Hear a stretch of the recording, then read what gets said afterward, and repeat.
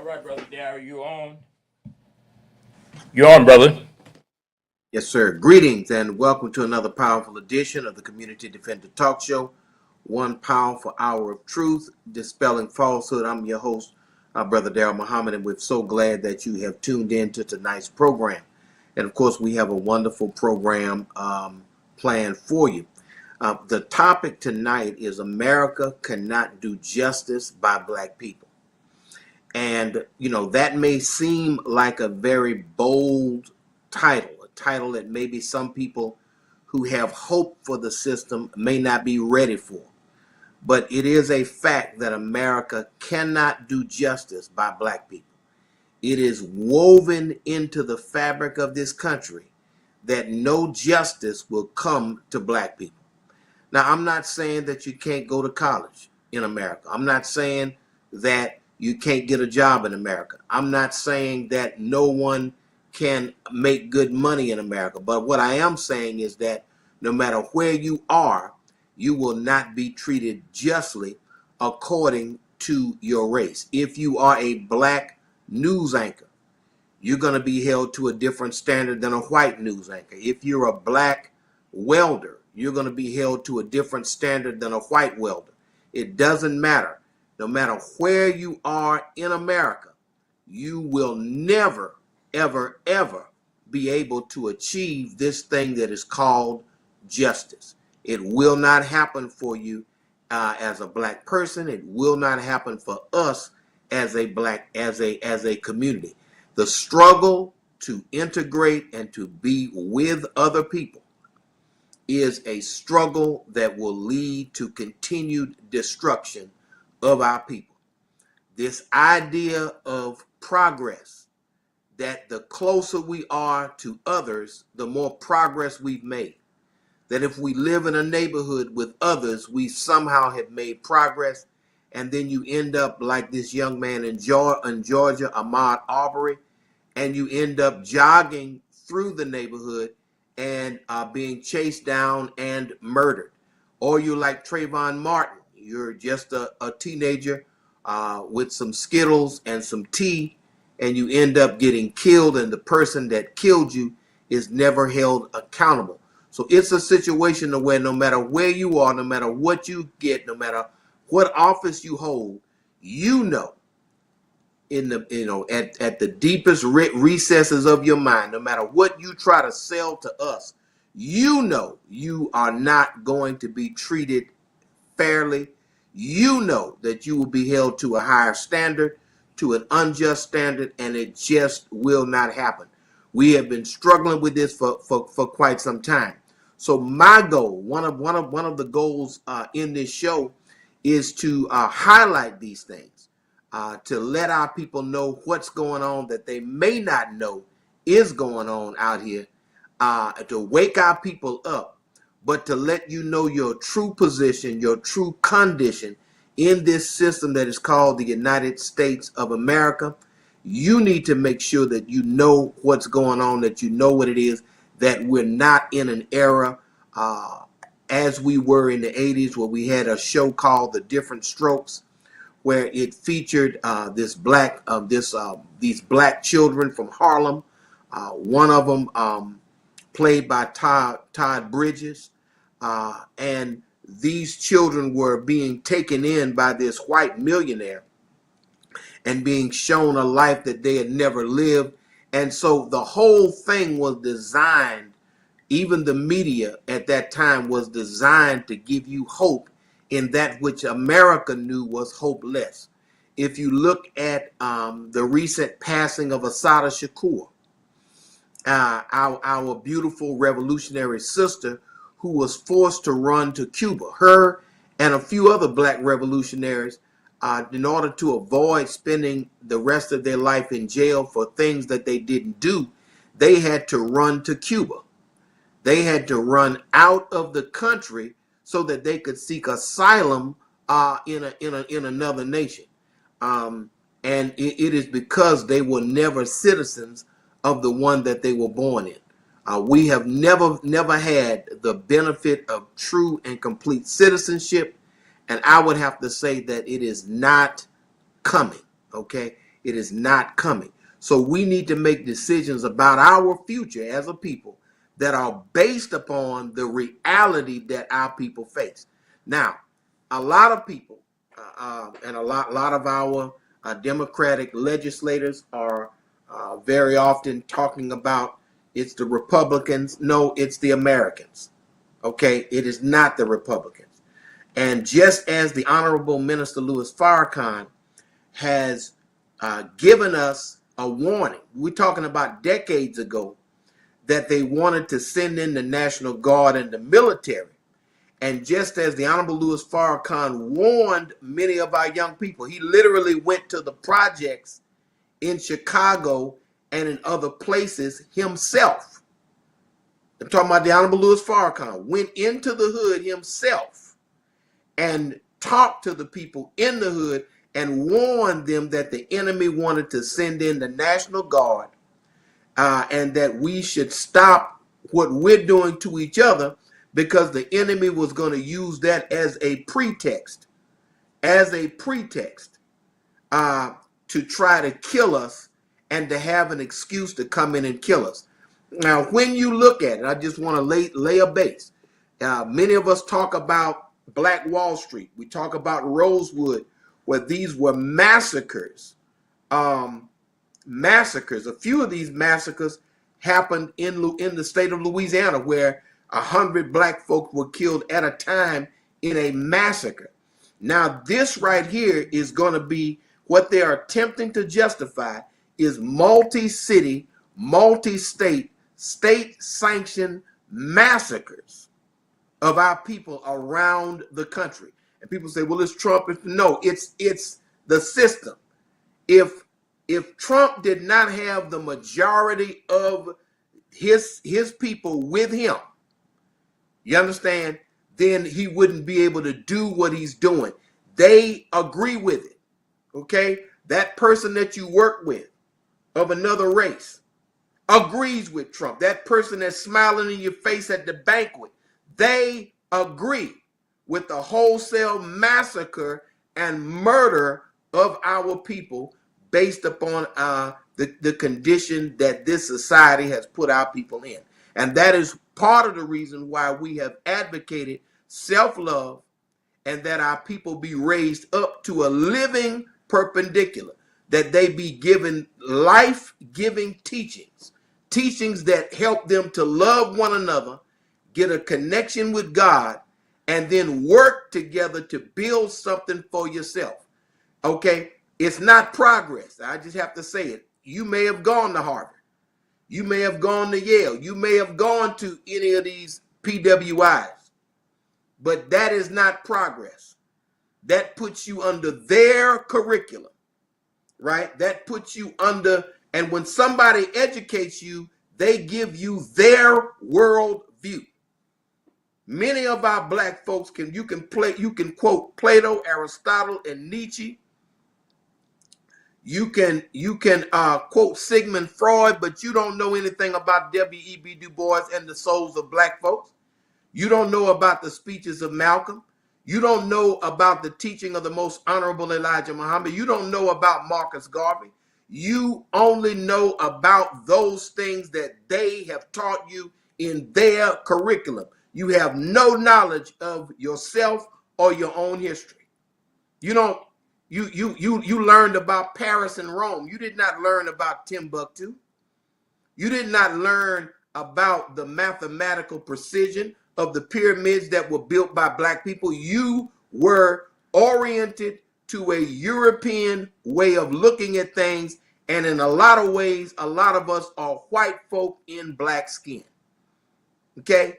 That's what it is. I'm not telling you not to get an education. I'm not telling you not to go to school. I'm just saying, understand that you're going to have to distinguish the education from the indoctrination. And that's where we are as a people. You think you're being educated and you're being turned many times against yourself and made to fear your enemies rather than to stand up to them. And look, the proof of it is, the woman who was over Harvard, Professor Gay, she was forced to resign. Why? Because it's their institution. The sister who was over the LSU Law Center, she talked about racism. She was what? Forced out. Had to come to an agreement to leave, right? The brother who was over LSU, supposedly over LSU, he's run out of Rutgers because of the overt racism against him. You can't escape it. You're not going to get justice, even if you're the president of LSU, even if you're head of the LSU Law Center. You will not be treated justly. If you're the president of the United States like Barack Obama, you're going to be talked about like a dog, even if you for wearing a tan suit. Okay? Understand that this pot gut Trump can walk around and say they don't know what the F they're doing. He can curse F-bombs and no criticism. But if Barack Obama wears a tan suit, all of a sudden he's disgraced America. I'm telling you, it's not going to work. It doesn't even work for those who are the president. It doesn't work for those who are the governor. Who has it worked for that they've been treated justly in the situation that they win? It hadn't happened. Not in these United States. It hasn't happened. And what I want to let y'all know is it won't happen. So what we have to do is plan based upon that knowledge. It won't happen. They're not going to give you justice. When they put your and my behinds in those slave ships and brought us over here in our own excrement, right? And then mixed the food in with it as they swept it down in there for us to try to eat. And we were licking, trying to get a little food, trying to get a little water. All of that stuff was mixed together.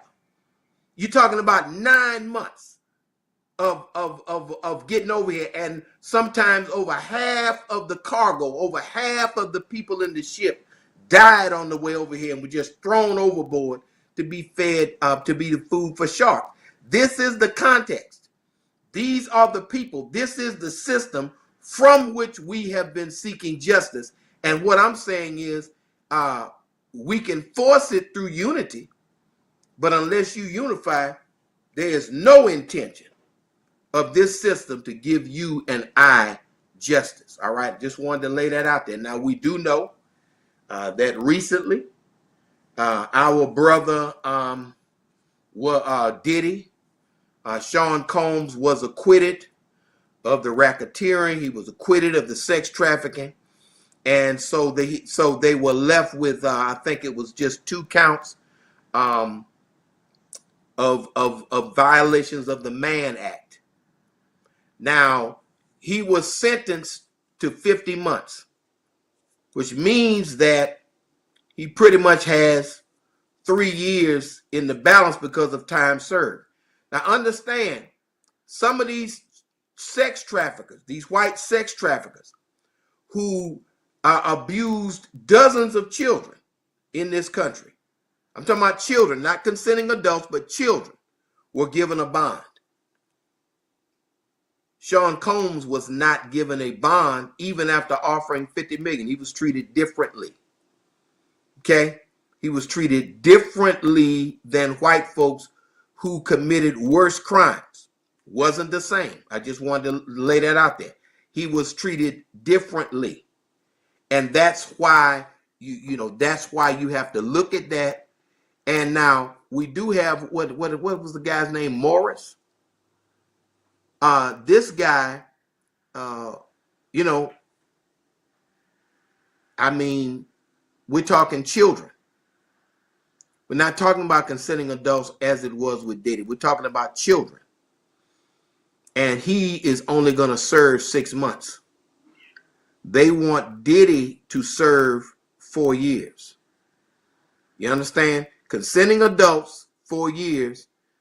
Unsuspecting children. And this guy is a mega church pastor. A mega church pastor. And that's one of the reasons why I have chided people in the Christian church for trying to speak against Islam and Muslims, of which I'm a Muslim, because the Muslims didn't cause this problem. This problem that is on your screen with a pastor of a megachurch abusing minors is not caused by Islam.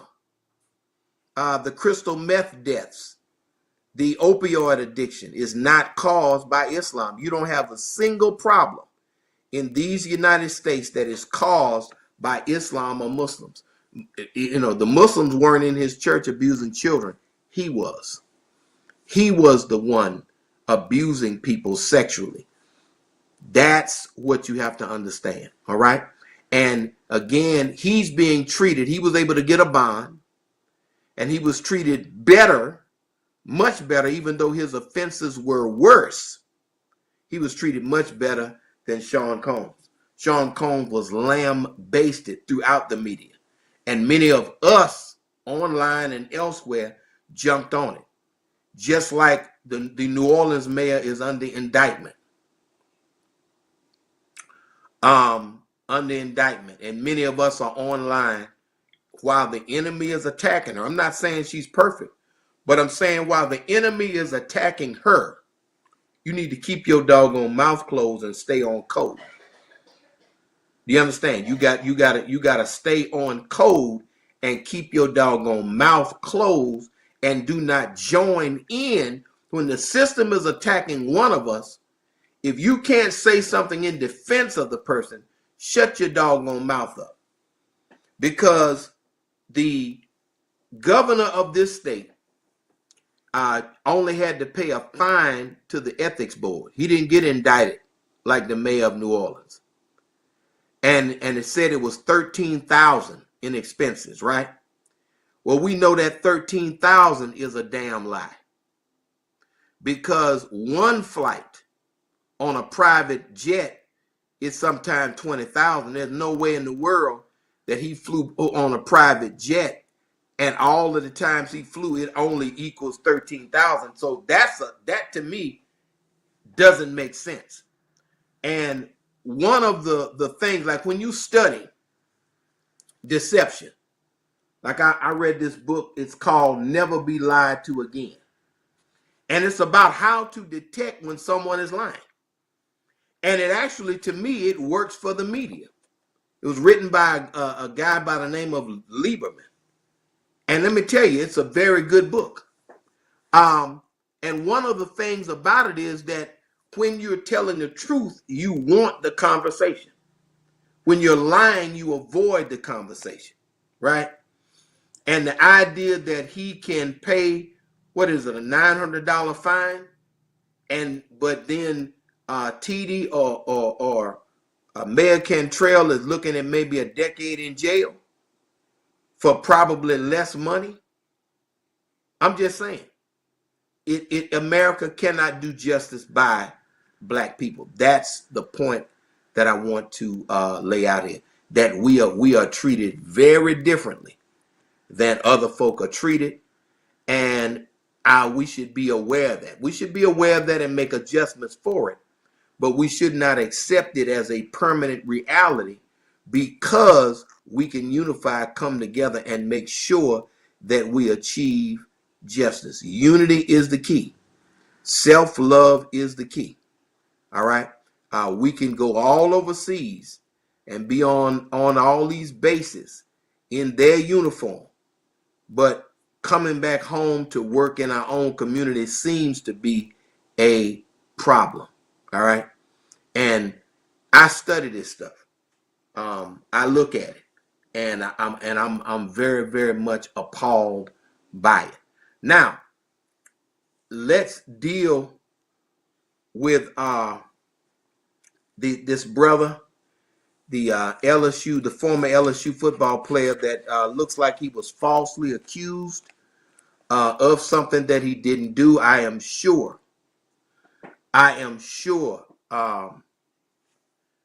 Look, I am sure that his family is very upset about Kyron Lacy. This is tragic. But now he's not the only one that's been framed. We have thousands of people in Angola, Dixon, Hunt Correctional Institute, We have thousands of people around this state who are black, who a crooked police officer sought to frame. And because they did not have the money to fight it, they either pled guilty, were found guilty, and sentenced to a lot of jail time. There are so many black people. This is just one we caught. But black folks are railroaded in Baton Rouge, in Lafayette, in Alexandria, in Shreveport. You understand? Mamou, Ville Platte. It doesn't matter. We are railroaded all the time. And this right here is just one case in thousands. So even as you look at this case and look at what happened, understand this man, this young man with a promising future that was destroyed by a lie, destroyed by the wickedness of a police officer. And these people actually want us as a people to respect them. They literally believe that they're upstanding people worthy of respect when they are not worthy of respect because of what they do and how they act. These people are savages, unworthy of trust. When you see a police uniform, when you see somebody in a police car, think first until they prove otherwise that this is a demon on four wheels, that this is a demon in a uniform. This is a demon with a badge. That is how you need to think. That is probably a safer thing to think about these officers. And people say, well, it's the bad ones. The good ones would have gotten together. If it was so many good ones, they would have all gotten together. Okay, they would have gotten together and gotten rid of the bad ones. So it's clear that the bad ones are in the majority. Okay? Because when you're in the majority and you're committed, you can get rid of what's bad. Since they can't do it and hadn't been able to do it for the last 200 years, we can only conclude that the majority of them are wicked.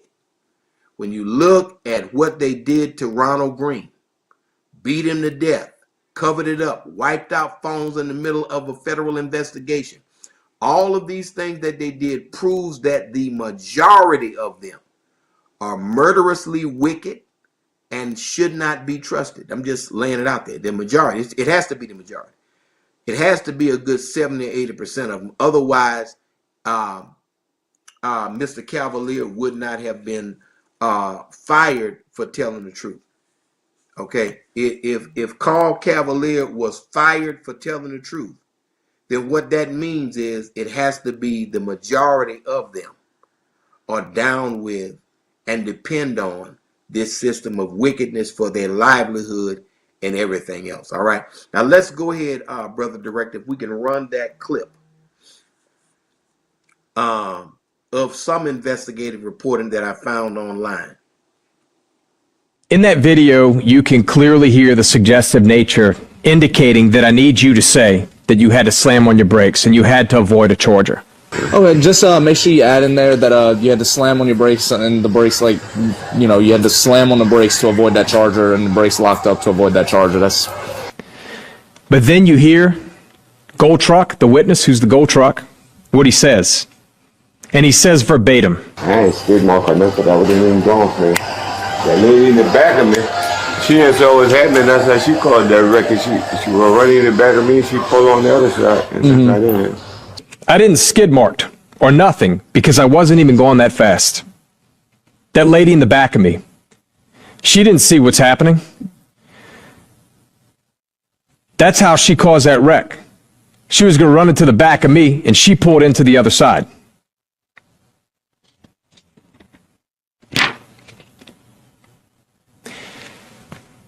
But there's a bigger problem. I then obtained the actual written statement.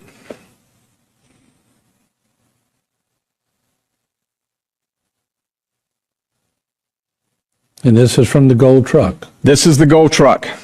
Now, after the statement we just went through, notice I've obviously redacted names, addresses, and the cell phone number in fairness to the individual who is Gold Truck Number one, in oncoming traffic. See, the problem with that statement is it is in direct contravention to what was said minutes earlier. It's not written by him, and where it says signed, it's not signed, it's refused. All right. Now, I just wanted to make sure to give proper context to what happened with this young man who took his own life in despair, believing that his life was destroyed, that his life was over, that nobody believed him. And there are a lot of black men that are out there who feel a sense of despair, a sense of unrelenting pressure on them. And understand, you gotta understand, as somebody has suggested online, he had to have told Brian Kelly that he was innocent. He had to have told people in the LSU community that he was not involved. I don't believe he kept all of this to himself. And the question becomes, how did they respond? If he told them these things, how did they respond? Or did they just sweep everything under the rug, hang him out to dry, so on and so forth? So a lot of times when you go to these schools, brothers, for to play sports, you're on scholarship, you have certain opportunities. All that is good, but understand that you're not among friends. Brother Darrell, we have a phone call. Phone call. All right, let's go ahead and take this call. Go ahead, caller. Hey, Brother Darrell, great topic. America not do justice by black people or for black people.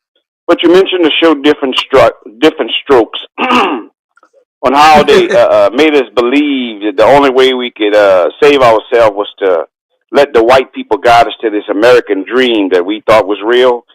But it's time for us to wake up and realize that this dream has always been our nightmare.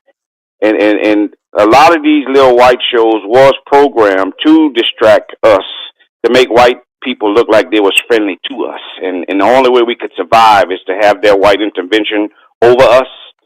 And you mentioned these college deans. They were the DEI. You know, they wouldn't educate, and they was indoctrinating the black people.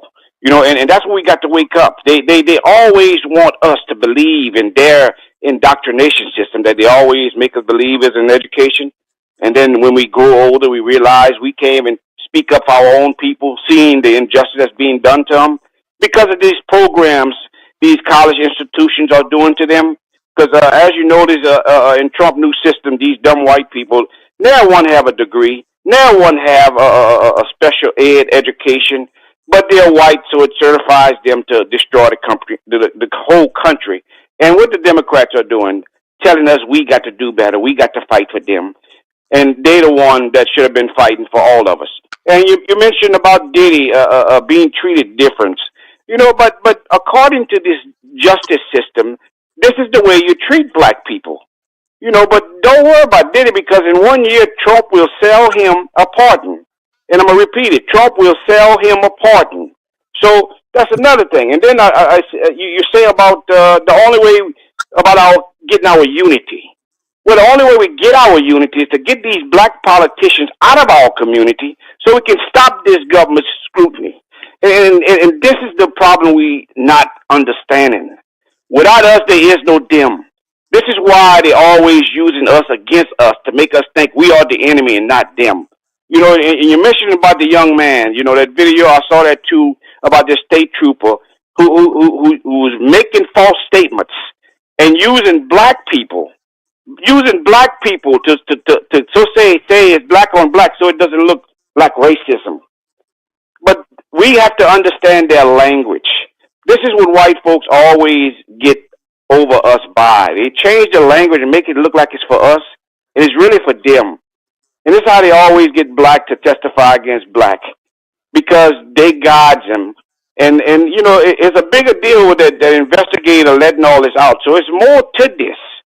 Way more to this than what they're letting out. For these two white guys to be on that show and that investigator saying how much he found wrongful evidence. Well, look at all the wrongful evidence that they had for Ronald Green. And what Governor John Bel Edward does, let the supervisor of the state trooper retire so he don't give his story. This is the thing that we're not understanding. Our black politicians, especially the black caucus, who so say was going to fight for this man's right. What they done? Sold out under the table. Mr. Pierre, I think he's Mayor President Blanco's head Negro in charge in Lafayette right now. He sold Ronald Green case out. And all the rest of them, from Gerald Boudreaux, all these black politicians played in the game. And we got to understand, black people, we got to wake up and get out of this system that is destroying us, because every day they're destroying our black generation. And we are allowing this every time we vote in this system that is not even helping us. They tell us to go vote and everything going to change. Nothing is changing. Now they're going after our children, building juvenile detention homes. Wake up, black people. Your grandchildren deserve better than this. Because you accept it doesn't mean they got to. But, Brother Darrell, keep talking what you're talking, and I guarantee you nobody in the politics skill will be calling you to, so say, debate you on the truth, because the truth is so much harder than to tell a lie. Thank you, man, for all your great services. Thank you, brother. Definitely appreciate your commentary because it's very important to have a view, because the mainstream view has not worked for us. And I'm glad that you could identify with the example we gave about different strokes. And of course, there was another one with Kim Fields called The Facts of Life, where this black girl was in this majority white boarding school, and you know how they interacted with each other. And it was designed to make you have hope in that which was not hope, that which was hopeless. It was designed to make you believe in something that was never going to materialize. And so we all have common needs. And I've said this before. We have common needs. Every person, regardless of color, we need food, clothing, shelter, education, health care. Everybody needs the same thing. However, we don't have common ground, meaning we do not agree collectively. Now that you always got to sell out like Clarence Thomas. You always got a person like Larry Elder who tries to be, I guess, a representative for white racism. You always have that kind of thing that goes on. All right. But I'm talking about mainstream or black folk do not agree on the majority level with white folks. So from a collective standpoint, I'm not talking about outliers. You know, you have the super bleeding heart liberal white folks that get on here and say, I want to fight racism. Black people are treated wrong. Sometimes that's a distraction. Sometimes that person is put out there to give you hope in them, to give you hope in their system that one day it'll work. One day we'll be treated justly. And it's just simply not the case. And so it didn't happen during the time of different strokes. It didn't happen with the Jeffersons, where they were moving on up to the east side to a deluxe apartment in the sky, all of this stuff. And then you had the interracial couple that lived right there. All of that was programming to get you to believe in something that was never going to materialize in any broad sense and would not lead you to freedom. So they use the media, they use education, they use their indoctrination to give you hope in something that they do not intend to fulfill. Now, the thing I wanted to mention, and the Honorable Louis Farrakhan in one of his lectures in the Time and What Must Be Done series, which has 58 parts of the Honorable Louis Farrakhan pouring out his soul to the world, where he says that, and this is what they wrote, white people wrote. They said, we have no pretense in settling the race question. We only keep it at abeyance. So every time it looks like you're going to get somewhere, they switch it up on you. You had relatively easy access to education, to be able to go to your Tuskegee, to go to your Morehouse, and then Ronald Reagan got in. And Ronald Reagan got in. He stayed there 8 years. George H.W. Bush stayed there 4 years, and then finally Clinton. And then when you got Clinton, you felt like, oh God, everything's gonna work out. We finally have a Democrat in, and then the crime bill hits. And when the crime bill hits, it's a situation to where when the crime bill hits, and mass incarceration begins with Democrat support in a way that you've never seen it before, then we still try to make excuses for these Democrats. And again, it's not the Republicans, as I said before, it's the Americans. And that's what we need to understand. We have another caller. All right, let's go ahead with that other caller. Caller, go ahead. Okay. Hey, good evening, Brother Jay and Brother Dow. How you guys doing? We are hanging in there, Okay. sir. How about you? I hope y'all can hear me. Can you hear me? Yes, Yes, he sir. could hear you. Okay. All right. Let me continue. Brother Dow, I want you to address these things that I'm going to share with you.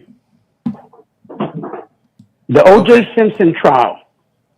I want you to take it wherever you want to go with it. But something you said a while ago, the O.J. Simpson trial has some interference. The Michael Jackson trial, something you said a while ago, the Michael Jackson trial has some interference. You're going to know how to address those two things, because that's important right now. You will address those two things, the Michael Jackson trial and outcome, and then the O.J. Simpson trial outcome. Now, with that said, I want to continue in reference to we wonder about this system, the American democracy system. I don't think none of us know what this system is. I don't think the people who founded the system knows what it is. Because if they all know what it is and they know how it works, then why they fail at making it work like a well-oiled machine? Because it falters, and it almost like presidents after presidents, congressional elected officials after elected officials, judges, judicial system, Supreme Courts, and the Supreme Court appointees placed in there by people. Everything just fails. And they just like put glue to it. They just like pour some glue, stick that to it, and say that works like that, or that works like that. But it doesn't work like that, because there were rules that came with it the way it was supposed to work. And when it didn't work, and it still doesn't work, and it still is broken, and people are getting in, getting out, not qualified, still putting them in, letting people go who supposed to be qualified. Well, who's qualified? Who's not qualified? What the heck are we got here? What is going on here? Are we serious in this democracy thing? Who understands this? Because right now, if a bunch of third grader in this country, we'd put them together and we'd begin explaining that to them, I bet you some of them would blow us away with the question they would have. They'd say, man, that don't make no sense to me. And I'm a third grader, so it can't make no sense to y'all, and y'all are older than us. Take it from there, brother. You got the stage. Thank you. Okay. Well, the thing I want to say about the OJ trial is that it is a try. It was a trial, this spectacle where they truly believed that they were going to be able to take down OJ all the way before the world. So it was designed to take a strong buck and humiliate him before the world. And when they failed to accomplish that, because they actually framed the person by having blood with blood preservative on it, and a racist that was the lead investigator, who used the word nigger on a frequent basis, Mark Furman. So when you had all these things going on, the legal team, particularly Johnny Cochran, dealt with, and of course the famous "if it doesn't fit, you must acquit" line, to where they overplayed their hand, and their racism and their wickedness caused them to lose a case that maybe they otherwise would have won. I can't say if O.J. Simpson was guilty or not. I'm not going to get on here and say he was guilty, because they didn't prove their case beyond a reasonable doubt, and they did interfere with the case. And if they believed that they had a good case, they would have never taken blood out of vials and then sprinkled it on socks so that the blood preservative would be detected on it. It was clear that he deserved an acquittal. The other thing I want to mention with Michael Jackson, they have been fixated on bringing down billionaires ever since Michael Jackson, Bill Cosby. And what it says is, if Michael Jackson can't get justice, if Michael Jackson was, with all of his money, was repeatedly harassed, you follow me? If he was repeatedly harassed, then what chance does a man making $50,000 have? What chance does a person make 100? The system is not going to work for you. So even when they went after Michael Jackson on those allegations, which were unfounded, and some of our comedians and people kind of ran with it, Michael Jackson was investigated by the Federal Bureau of Investigation for 12 years, and they were still not able to find the evidence against him. You understand? They still, and when they brought it to trial, he still was acquitted. What does that say about the case they had? Now, they drained a lot of his money, and with these lawsuits, they got a lot of money from him, but they didn't bring him down, which is why they ultimately ended up killing him. They ultimately ended up killing him. And what it says is that nobody is safe. If a billionaire is unsafe, if a billionaire like P. Diddy is unsafe and will be attacked when he tries to assert his rights, with all of the freakish stuff that they do in Hollywood, with all of the freakish stuff they do on Wall Street, when I tell you these people are, in many cases, sex trafficking, child abusing, pedophilic people that never get charged, it lets you know. And a billionaire offered them $50 million just to get a bond. And he couldn't get a bond because the plan was to find him guilty of RICO and then take all of his money anyway. Because once you get a RICO conviction, they can take your house, take your car. So they didn't want his money because they felt like they were going to be able to get all of his money anyway. Now, when you talk about a system that doesn't work, I would have to take issue with that, because the system is doing exactly what it's designed to do, which is destroy people's lives, to lead them into immorality, to give them hope in that which would never happen. The system is doing exactly, it's failing our children. It's causing our children to be illiterate. It's causing our children to be immoral because they're bringing in the LGBT agenda in there on your children. It's doing everything they wanted to do, which is to break down the morals of your children, to separate your children from the parents. It's doing exactly what they wanted to do. And I don't think it's broken. I think it's working just fine for those who set it up. They want us to be destroyed. And that's, I think, what you have to understand is that the system does not want you to get adequate education. It doesn't want you to get adequate health care unless you're spending hundreds of thousands of dollars. That's just the bottom line. It's not set up to deliver what you need as a citizen, but it is set up to divide you against one another. It is set up that you and I would be divided. You see, it's set up like that. So that's what I think you need to, you and I as a people need to understand, that it actually is working precisely the way that the enemy wants it to work, which is to our destruction. And now the military is going in to tempt our people, because the same massacres that happened at Rosewood, the same massacres that happened at Black Wall Street, they want to recreate that nationwide in many of our communities. So they're looking at sending the military into New Orleans, Baton Rouge, and one other city in the state of Louisiana, because the aim is they want massacres everywhere. Do you understand? So the bloodthirstiness that was there during the Rosewood and in Colfax, Louisiana, the massacre that killed over 100 black people right here in the state of Louisiana, that spirit of murder and massacre, because we built the country with our free labor.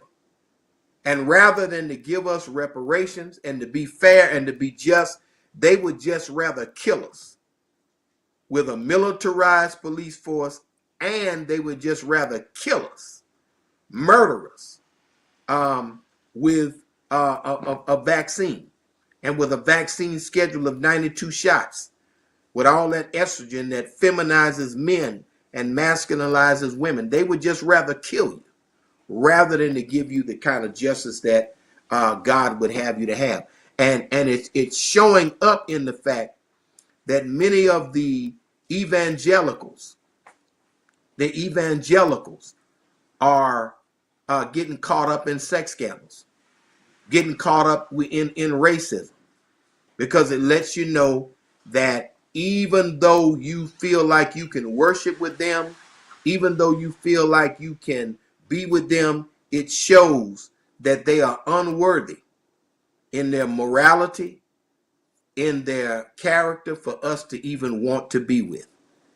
Because the number one people around the world preaching Jesus Christ end up picking up prostitutes on the side of the road. They are not morally fit for our people to follow. And there's a big church here in the city of Baton Rouge where a lot of people are going online talking about the abusive things that happen to them, mentioning racism, and many black folks went to that church. And now it's coming out that what we're dealing with is a whole bunch of racism, abuse, and all of these different things, because God is trying to show us that those people who we were trying to be with are unworthy for us to attempt to be with. Brother, we have another call on the line. Caller, go All ahead. right. Yeah, we got about 5 minutes. Go ahead to the caller. Go ahead, caller. Yes, I was calling in reference to your comments that you made about the LGBT community. You said Mm-hmm. something about our kids being exposed to that. Could you elaborate a little bit on their exposure to it? Well, in many states, it is required that LGBTQ history and the supposed contributions of the LGBT community. I know Illinois and California are two states, and they are bringing this in some places in Louisiana. They are bringing in this rainbow flag and indoctrinating our children. We have kindergarten teachers that have been filmed. You can go and see this online, that are telling a boy, you can be a girl today. You don't have to be a boy. These are the suggestions that these satanic individuals are giving to our children to confuse our children. And oftentimes this confusing teaching is accompanied by sexual abuse. All right. And as you know, there was a list right there in the city of Lafayette, and another list in the city of Baton Rouge, and another list in the city of New Orleans, where they came out with a list of credibly accused priests. All right, in all of these dioceses who were on a homosexual basis, forcing themselves on little boys. So this is rampant in both religion as well as education, that they are pushing an unnatural lifestyle on our children. And they're trying to But groom our that's true. children. I'm sorry. I hate to interrupt you, but I know you said you were short on time. But that's two different things. That's pedophile. That's pedophilia versus Yeah, you're free to love who you choose to love. here's the thing, man. Here's the thing. Um, Whatever is good, and I want you to listen to it, and I may have to do a topic on it. But whatever is good for us, everybody can do it, and we would still survive. If everybody drank more water, we'd have less people on dialysis, we'd have less high blood pressure, we'd have less diabetes. If everybody drank more water, so if everybody did it, America would be healthy just if everybody drank another 16 ounces of water a day. If everybody became a homosexual, if everybody became an LGBTQ person, then we would literally go extinct. And this is an unnatural lifestyle. And I know this is a family show, but I have to say this because it was brought up.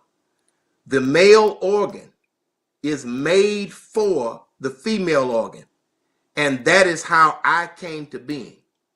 I did not come into being because my daddy wanted a man. I am on the earth right now because my daddy wanted a woman and my mama wanted a man. And so I stand on that, and you can choose what you want to choose. You can choose to get high all day. You can choose to do cocaine. You can choose to do crack. You can choose to bank rob.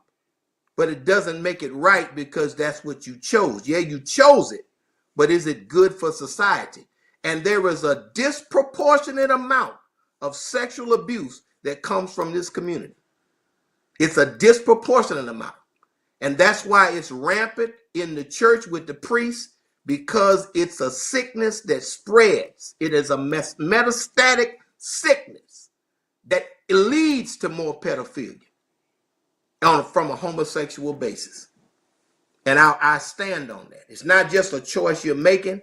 You are screwing up society, and you are suggesting it, and you are pushing it on our children in the schools. And I have to stand against that as a person who believes in God. Brother Director.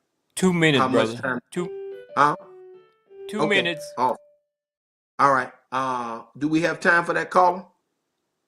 They're gonna have to be No. quick. We got 2 minutes, brother Dare. Okay. We're Yeah, not I just accepting wanted. more phone calls right now.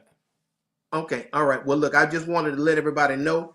And again, I'm glad that sister brought that question up because it may be something that we have to deal with. Because we may have to actually deal with this LGBTQ movement and whether or not black folks, because we're Democrats, have to sign on to that, or because we call ourselves Democrats, that we have to sign on to an immoral, destructive agenda where they're literally going after your children and where homosexuality is literally spreading because it's being marketed just like they market Coca-Cola, just like they market Bear Aspirin. They are marketing this unnatural lifestyle, which is bad 30 seconds, for brother our, Dare. all right, and bad for our community. So I wanted to thank everybody for listening. Thank the callers for calling in. But don't stand up for what's wrong. Stand up for what's right. And when you stand up for the alphabet people, Satan has literally allowed you to stand up for what's wrong, and you are not standing up for what's right. So may God continue to bless all of our people as your brother greets you in peace. Assalamu alaikum. And we look forward to talking with you next time. Love you.